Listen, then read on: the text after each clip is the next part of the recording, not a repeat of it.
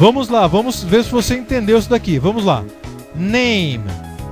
Name começa com N, ou seja, com uma consoante. O que eu tenho que colocar na frente? A name ou an name? Acertou quem disse a name. A name. Mais uma aqui, ó. School começa com o quê? Com vogal ou consoante? Essa é uma vogal ou uma consoante? Uma consoante, muito bem. Então nós temos que colocar o A. A school, ou uma escola. Blackboard, ou quadro negro, começa com o quê? Vogal ou consoante? Começa com consoante, muito bem. Então nós colocamos A blackboard, ok? Umbrella, sombrinha, guarda-chuva. Umbrella começa com vogal ou consoante? Muito bem, começa com vogal. Então eu tenho que colocar o que na frente? A e N. Muito bem. An umbrella. Album. O álbum mesmo, né? Álbum de fotos. Album começa com vogal ou consoante? Começa com vogal. Muito bem. Então eu tenho que colocar an na frente. An album. Ok? A última aqui, window, que significa janela, né? Window. O que eu tenho que colocar na frente? Vogal ou consoante? O que eu tenho que colocar na frente? A ou an? Veja que agora ali a palavra começa com W, ok? Window. E agora, o que eu coloco? Muita gente poderia dizer o seguinte, né?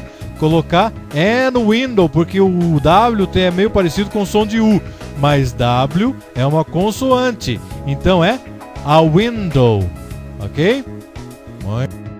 Continuando aqui agora, pessoal, demonstrative pronouns, ou pronomes demonstrativos. O que seria um pronome demonstrativo? Como o próprio nome está dizendo ali, ó, demonstra, né, ou mostra alguma coisa pra gente. Olha só o que a gente tem aqui, ó. Dois pronomes demonstrativos no singular, olha ali, ó. This e that. O que significa será isso daí? Lembrando aqui, ó, não se preocupe muito com a pronúncia agora, porque mais à frente a gente vai ter aulas de pronúncia, ok? Então vamos só tentar entender o significado das palavras por enquanto, ok? This e that, no singular, olha só. Agora, as suas equivalentes no plural. These e those. O que será que significa isso daqui? Olha, no caso da primeira aqui, this e that, this significa este e that significa aquele ou aquilo. These, por sua vez, significa estes, ou seja, plural, certo?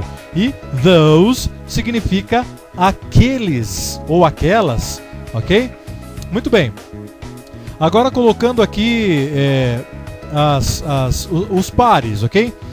This e these significa este e estes, ou seja, coisas que estão próximas a nós. Se eu tivesse, por exemplo, com um lápis na minha mão aqui agora, eu falaria para vocês aqui, ó, this pencil.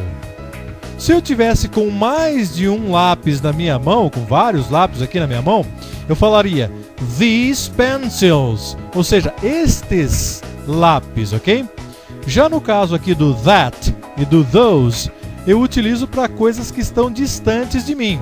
Vamos supor que eu estou aqui agora, dentro da sala de aula, e passa um carro lá na rua. Eu falaria o seguinte, that car, ou seja, aquele carro. Já o those eu utilizaria se passassem vários carros, ou seja, those cars, aqueles carros, ok? Fácil, né? Muito bem. Agora, pessoal, alguns exemplos disso daí. Olha aqui, ó. This is my mom, ou seja, esta é a minha mãe.